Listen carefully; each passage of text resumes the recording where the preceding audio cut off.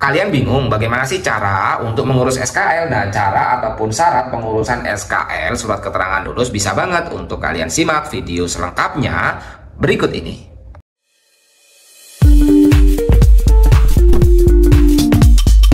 Video ini dipersembahkan oleh Radar Edukasi, berbagi wawasan menambah pengetahuan. Halo teman-teman Radar Edukasi, pada video kali ini teman-teman kita akan membagikan terkait dengan beberapa informasi penting. Salah satunya adalah cara mengurus SKL dan juga contohnya. Yang perlu kalian pahami, SKL itu apa sih? SKL itu adalah bisa dikatakan sebagai surat keterangan lulus ya.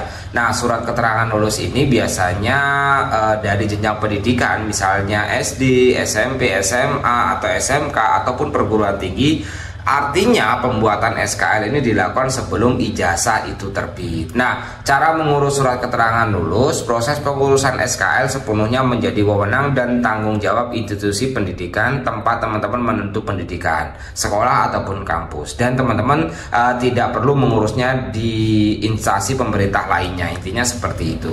Nah, untuk teman-teman yang mau mengurus SKL, pastikan beberapa informasi ini ya. Yang pertama, pastikan teman-teman telah memenuhi standar kelulusan, karena SKL ini hanya akan diterbitkan jika teman-teman benar-benar telah memenuhi semua kriteria kelulusan yang ditetapkan oleh sekolah atau kampus atau kementerian, misalnya telah mengikuti semua ujian ketika kuliah dan lain sebagainya, dan intinya dinyatakan lulus lah. Nanti kemudian kalian menghubungi bagian administrasi atau tata usaha sekolah ataupun kampus. Nah kalian nanti datang di bagian tata usaha atau bagian administrasi akademik di sekolah, dan kemudian sampaikan maksud teman-teman untuk mengambil atau meminta penerbitan SKL. Contohnya seperti ini. Dan selanjutnya kalau misalnya teman-teman perlu untuk memverifikasi data pengambilan SKL, memverifikasi data kelulusan teman-teman. Setelah cocok, SKL akan dicetak dan akan diberikan kepada teman-teman.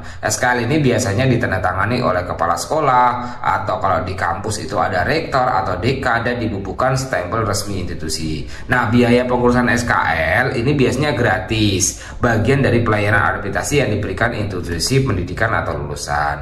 Nah, nanti kalian bisa nanyakan dulu kepada pihak sekolah atau kampus jika ada keraguan mengenai biaya. Nanti setelah kalaupun ada biaya, teman-teman tanya terkait dengan dasar hukumnya, berhak menanyakan ya dasar hukum pembuatan SKL. Ini contohnya seperti ini. Ini misalnya SKL SMA.